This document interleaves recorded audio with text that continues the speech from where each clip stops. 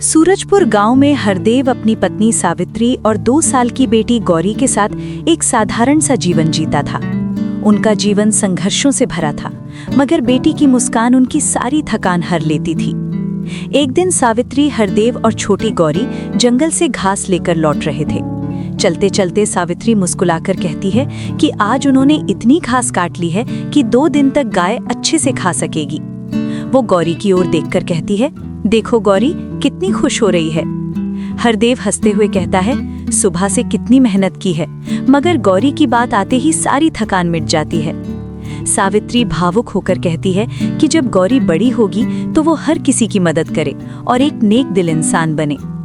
हरदेव मुस्कुराकर कहता है कि सावित्री उसे बिल्कुल अपनी तरह बनाना चाहती है, क्योंकि वो भी किसी की आंखों में आंसू नहीं देख पाती। सावित्री गहरी सांस लेकर कहती है कि अगर उनके पास धन होता तो वो हर गरीब और दुखी की मदद करती, मगर हकीकत ये थी कि वो खुद एक एक पैसे के मोहताज थे। हरदेव उसे समझाता है कि चिंता मत कर, हमारी बेटी बड़ी होकर कुछ बहुत अच्छा करेगी, किस्मत उसका साथ जरूर देगी। लेकिन तभी झाड़ियों से अचानक हलचल की आवाज आती है। सावित्री घबरा जाती है। वो कहती है कि जंगल बहुत घना है और उसे डर लग रहा है।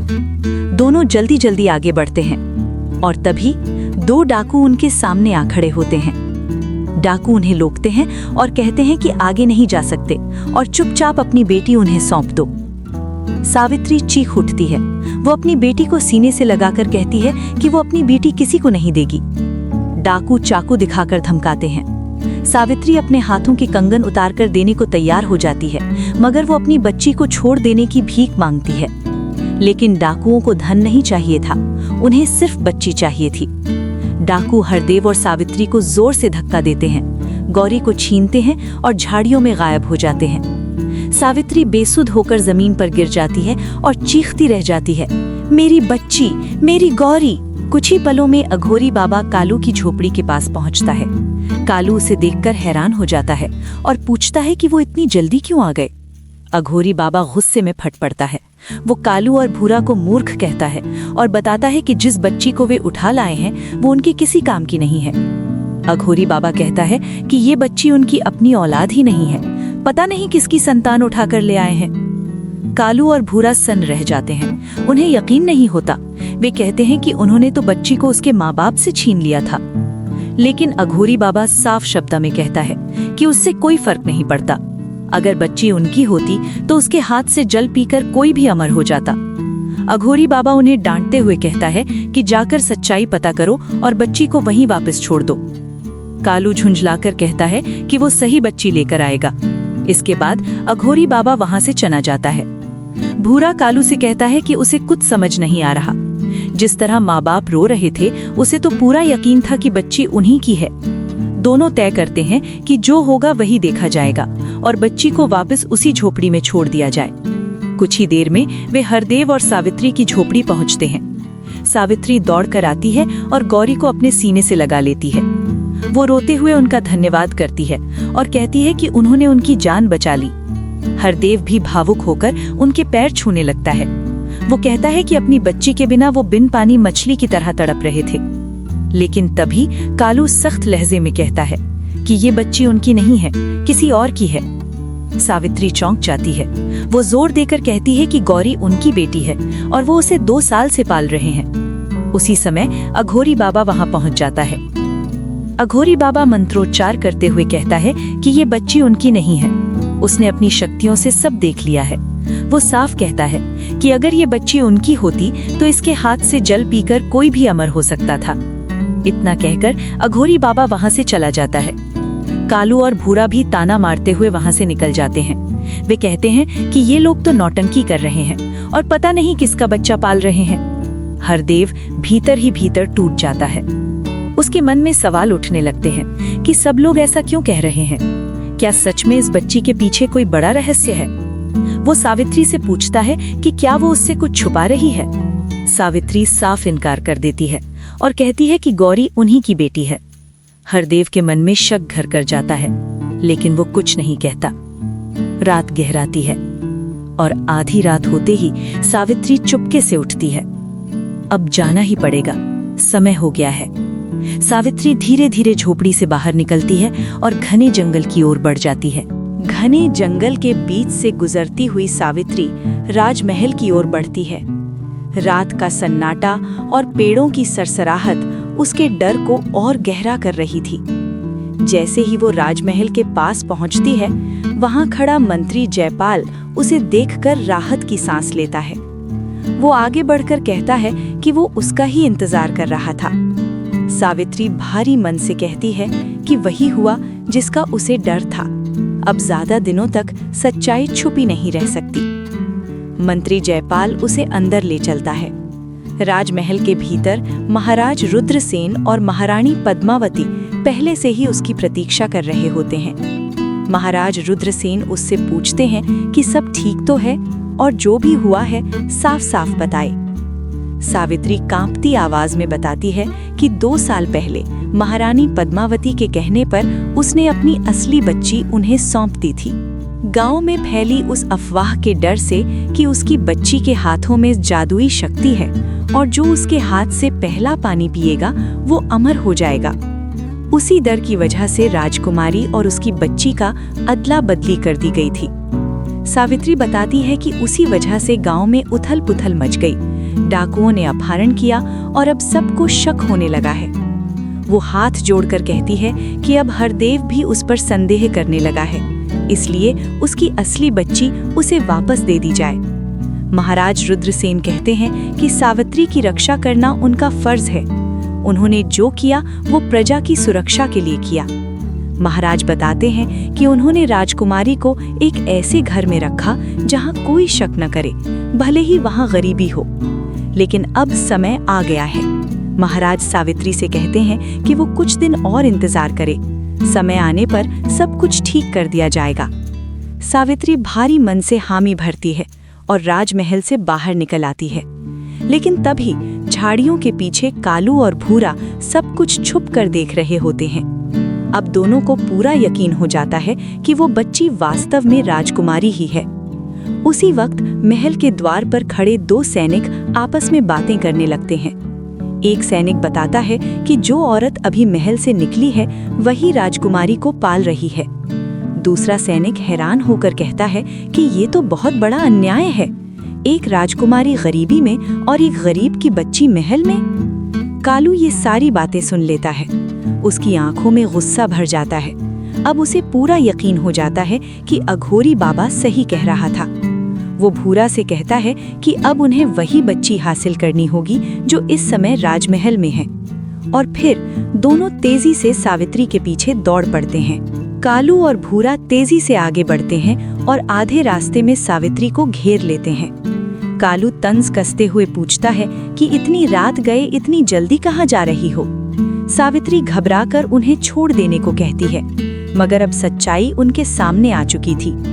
कालू कहता है कि वो सब जान चुका है कि जिस बच्ची को वो पाल रही है वो उसकी नहीं बल्कि राजकुमारी है। वो धमकी देता है कि अगर सावित्री ने राजमहल जाकर अपनी असली बच्ची उन्हें नहीं सौंपी तो वो जिंदा नहीं बचेगी। सावित्री बिना डरे साफ कह देती है कि वो अपनी बच्ची किसी को नहीं देगी, चाहे उसकी जान ही क्यों ना चली जाए। भूरा रस्सी लाता है और दोनों मिलकर सावित्री के हाथ पांव बांध देते हैं। उसे एक पेड़ के नीचे छोड़कर वो दोनों वहां से निकल जाते हैं। उसी रात कालू और भूरा चुपके से हरदेव की झोपड़ी की ओर बढ़ते हैं। हरदेव गौरी को लेकर सोया हुआ होता है ताकि उसकी नींद न टूटे। कालू धीरे से झोपड़ी में घुसता है, गौरी को उठाता है और दोनों जंगल की ओर भाग जाते हैं। कुछ दूर जाकर कालू भूरा से कहता है कि वो बच्ची के साथ वहीं रुके। वो खुद राजमहल जाएगा और असली बच्ची यानी राजकुमारी लेकर आएगा। उसकी योजना साफ थी, राजकुमारी को बंधक बनाकर महाराज रुद्रसेन और महारानी पद्मावती को मजबूर करना। कालू राजमहल पहुंचता है और सीधे राजदरबार में जा घुसता है। महाराज रुद्रसेन उसे देखकर चौंक जाते हैं और पूछते हैं कि वो कौन है और क्या चाहता है। कालू बिना डरे कहता है कि अगर उन्हें अपनी राजकुमारी जिंदा चाहिए तो महल में मौजूद बच्ची उसे सौंपनी होगी। महाराज गुस्से में सैनिकों को बुलाने ही वाले होते हैं, लेकिन कालू धमकी देता है कि अगर उसे छुआ भी गया तो उसकी साथी राजकुमारी को मार देंगे। वो 2 घंटे का समय देता है और तभी रोता हुआ हरदेव राज दरबार में दौड़ता हुआ आता है। वो हाथ जोड़कर कहता है कि उसकी बच्ची गौरी रात में उसके पास से चुरा ली गई है। हरदेव की नज़र कालू पर पड़ती है और वो उसे पहचान जाता है। वो चीख कर पूछता है कि उसकी बच्ची कहाँ है, लेकिन कालू हंस कर कहता है कि वो बच्ची उसकी नहीं बल्कि राजकुमारी है। तभी महाराज सबके सामने सच्चाई बताते हैं कि बच्चों की अदला बदली सिर्फ सुरक्षा के लिए की गई थी। हरदेव टूट जाता है। जिस बच्ची को उसने अपनी रूह समझकर पाला वो उसकी नहीं थी, लेकिन हालात ऐसे बन जाते हैं कि राजकुमारी की जान बचाने के लिए महाराज को एक कठोर फैसला लेना पड़ता है, और वो फैसला था सावित्री की असली बच्ची को कालू के हवाले करना। राज दरबार में सन्नाटा छा जाता है। महाराज रुद्रसेन भारी मन से कहते हैं कि अगर उन्होंने कालू की बात नहीं मानी तो राजकुमारी की जान खतरे में पड़ जाएगी। महारानी पद्मावती साफ शब्दों में कहती हैं कि वो अपनी पुत्री को मरते हुए नहीं देख सकती। अगर उसे बचाने के लिए एक गरीब की बेटी को कुर्बान करना पड़े तो वो ये निर्णय बार बार लेंगी। सावित्री फूट फूट कर रो पड़ती है। वो हाथ जोड़कर विनती करती है कि उसकी बच्ची को उन दरिंदों के हवाले न किया जाए।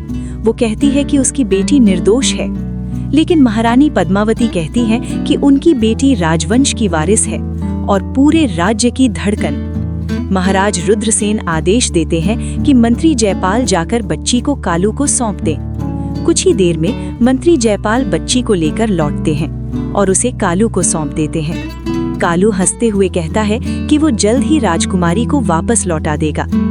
कुछ समय बाद कालू राजकुमारी को लेकर लौटता है और उसे महारानी के सामने रख देता है। राजकुमारी सुरक्षित होती है।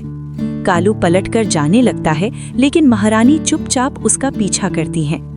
महारानी कालू की झोपड़ी तक पहुंचती हैं और छुप कर देखती हैं। वहां कालू और भूरा आपस में बातें कर रहे होते हैं कि अब बच्ची को अघोरी बाबा के पास ले जाना है। महारानी समझ जाती हैं कि सावित्री की बच्ची अभी भी खतरे में है। वो तुरंत वापस मुड़ती हैं और रास्ते में महाराज रुद्रसेन भी उनसे आ मिलते हैं। महाराज पूछते हैं कि जब राजकुमारी सुरक्षित है तो फिर पीछा क्यों किया जा रहा है। महारानी बताती हैं कि सावित्री वही स्त्री है जिसकी सेवा और व्रतों के कारण वो माँ बन पाई थी। उसकी बच्ची को मरने के लिए वो छोड़ नहीं सकती। महाराज रुद्रसेन महारानी की बात समझ जाते हैं और बच्ची को बचाने का निश्चय करते हैं। महारानी योजना बताती हैं कि महाराज अघोरी बाबा के चेले का भेष धरेंगे और बच्ची को मांग लेंगे। महाराज अपने शाही वस्त्र उतारकर साधारण वस्त्र धारण कर लेते हैं और कालू के पास पहुंचते हैं। वो खुद को अघोरी बाबा का चेला बताते हैं और कहते हैं कि बाबा गहरी तपस्या में लीन है। भूरा कालू को समझाता है कि अगर अघोरी बाबा ने भेजा है तो बच्ची दे देनी चाहिए। आखिरकार कालू बच्ची को महाराज की गोद में सौंप देता है। महाराज और महारानी बच्ची को लेकर राजमहल लौट आते हैं। महल पहुंचते ही सावित्री और हरदेव दौड़ते हुए आते हैं। सावित्री रोते हुए अपनी बच्ची गौरी को सीने से लगा लेती है। हरदेव हाथ जोड़कर महाराज और महारानी का धन्यवाद करता है। महारानी पद्मावती कहती हैं कि ये सब एक नाटक था ताकि कालू धोखा खा जाए। अब दोनों बच्चियों को लेकर सबके मन में उलझन खड़ी हो जाती है। महाराज रुद्रसेन फैसला सुनाते हैं कि हरदेव और सावित्री अब राजमहल में ही रहेंगे ताकि दोनों बच्चियों को बराबर का प्यार मिल सके। उसी समय मंत्री जयपाल कालू और भूरा को पकड़कर राज दरबार में लाते हैं। महाराज रुद्रसेन दोनों को आजीवन कारावास की सजा सुनाते हैं। कालू हैरान होकर पूछता है कि बच्ची फिर महल कैसे पहुंच गई। तब महाराज कहते हैं कि अघोरी बाबा का चेला और कोई नहीं, वो खुद थे। सैनिक कालू और भूरा को काल कोठरी में ले जाते हैं। कहानी यहीं समाप्त होती है, जहां न्याय होता है, ममता जीतती है और दोनों बच्चियां प्यार और सुरक्षा के साथ एक ही छत के नीचे बड़ी होने लगती हैं।